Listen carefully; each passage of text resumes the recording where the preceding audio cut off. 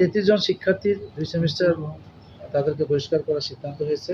2 জন শিক্ষককে আমরা সাময়িক বহিষ্কার করেছি। এই বিশ্ববিদ্যালয়ে একটা বলা হয়েছিল যে লেজের ভিতরে ছাত্র রাজনীতি বন্ধ।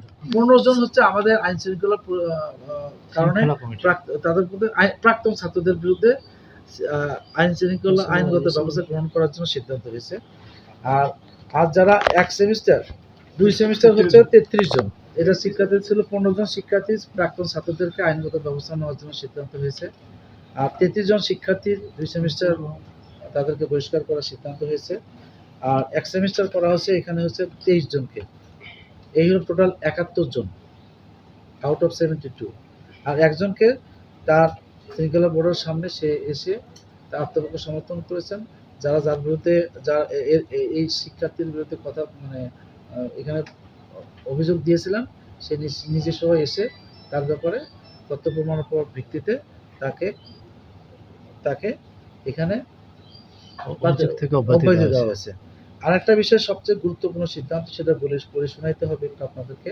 জুলাই 2024 বিপ্লবে আবু সাঈদ হত্যাকাণ্ডে অভিযুক্ত শিক্ষার্থীদের ব্যাপারে 28/10/2024 তারিখে 108তম সিন্ডিকেট সভার সিদ্ধান্ত বাস্তবায়ন সংক্রান্ত 5/11/2024 তারিখে অনুষ্ঠিত শৃঙ্খলা কমিটির বোর্ডের সভায় সিদ্ধান্ত হয় যে শাস্তিপ্রাপ্ত কোনো শিক্ষার্থী নিজেকে নিরপরাধ মনে করলে বিশ্ববিদ্যালয় প্রশাসন বরাবর আবেদন করতে পারবে এবং প্রাপ্ত আবেদন যাচাই বাছাই অন্তে সংশ্লিষ্ট শিক্ষার্থীর দাবি সত্য মনে গণ্য হলে শাস্তি মওকুফ করা হবে।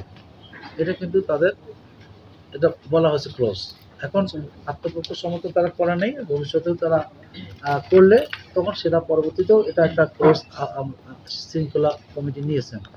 আর যেটা বললেন আপনারা যে শিক্ষার্থীর পরে আসছে হলো শিক্ষক, কর্মকর্তা এবং কর্মচারী। 2 জন শিক্ষককে আমরা সাময়িক বহিষ্কার করেছি, কারণ বছরের সাথে নোটিশ দিয়েছি। তারা 2018 সালে কর্মকর্তা কর্মচারী শৃঙ্খলা বিধি অনুযায়ী তাদেরকে সাময়িক বহিষ্কার করা হয়েছে এবং তাদের আইনগতভাবে 7 দিনের কারণ দর্শাও নোটিশ উত্তর চেয়ে আমরা তাকে চিঠি দিয়েছি। সবাইকে একইভাবে নামগুলো পরিবর্তন করি। সেখানে সবচেয়ে গুরুত্বপূর্ণ বিষয়, এখন পর্যন্ত তারা কোনো উত্তর দেননি, এখন পর্যন্ত কর্মস্থলে অনুপস্থিত।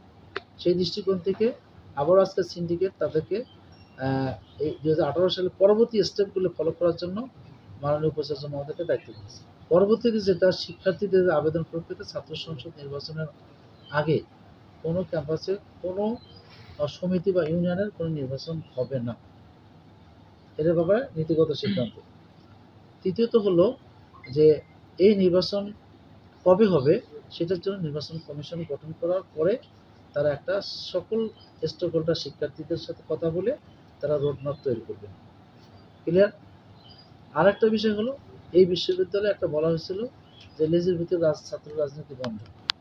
তারপরও যে কোনো অঙ্গ সংগঠন যদি তাদের ব্যানার নিয়ে ক্যাম্পাসে কোনো এই ধরনের কোনো প্রচারণা চালায়, তাদের বিষয়ে ছাত্রদের আবেদনের পরিপ্রেক্ষিতে বলা হয়েছে, শৃঙ্খলা বোর্ডকে বলা হয়েছে এ ব্যাপারে একটা নীতিমালা বা করণীয় নির্ধারণ করার জন্য তাদেরকে দায়িত্ব দেওয়ার সুযোগ।